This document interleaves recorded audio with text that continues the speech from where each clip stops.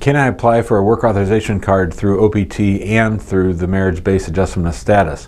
Hi, I'm Jim Hacking, immigration lawyer practicing law throughout the United States out of our office here in St. Louis, Missouri. One of the things that I love to do is go talk to the international students at various universities nearby, and a lot of times they find themselves marrying a U.S. citizen. So when I go to give my talks, I'm usually talking about optional practical training, which is the program after an F1 student completes their studies at a U.S. university or college, and they want to go work for a year or longer based on the extension of their F1 visa status, where this optional practical training lets them go work for an employer.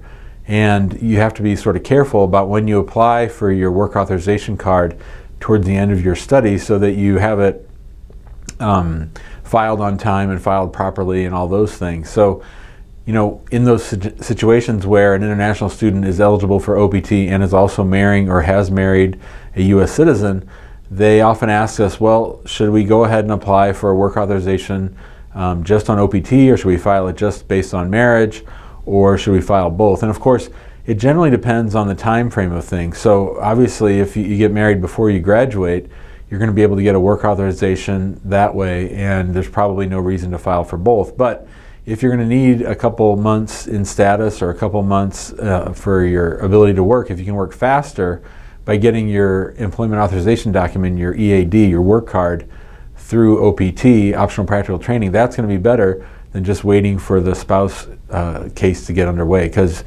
it'll take about 6 months, 5 or 6 months for you to get a work card based on marriage. And so the biggest issue with the answer to this question is the timing. You know, which comes first? Do you graduate first? Do you get married first? Do you file first? All these are things that you have to sort of plot out. And there's no rule that says that you can't apply for a work authorization on both. Now, every now and then it does screw things up a little bit. Sometimes you might get assigned 2 different USCIS numbers or alien numbers, but generally it works out okay, and you're always going to give back your work cards when you get your green card anyway. So our advice is always go ahead and file for both. Always take advantage of whatever immigration benefit that you can. And I forgot to mention, this video was requested by T. So T, I hope this makes sense. I hope you understand that, and I answered you on Facebook in the chat that you could apply for both and that you should apply for both. So hopefully you did, or you're planning on it. So long and the short of it is, don't be worried about applying for an EAD through OPT and an EAD through adjustment of status. It's okay. It's okay to file for 2. You're not going to want to request a social security number for each one. You're just going to want to get your social security number and stick with it. You don't want to have 2 social security numbers, because that will screw things up. But we hope you found this video helpful. We hope T's able to get their green card and get their work card and get all squared away immigration-wise. If you have any questions or need help, give us a call at 314-961-8200. You can email us at info@hackinglawpractice.com.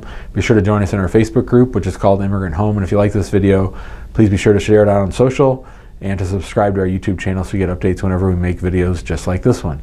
Thanks a lot. Have a great day.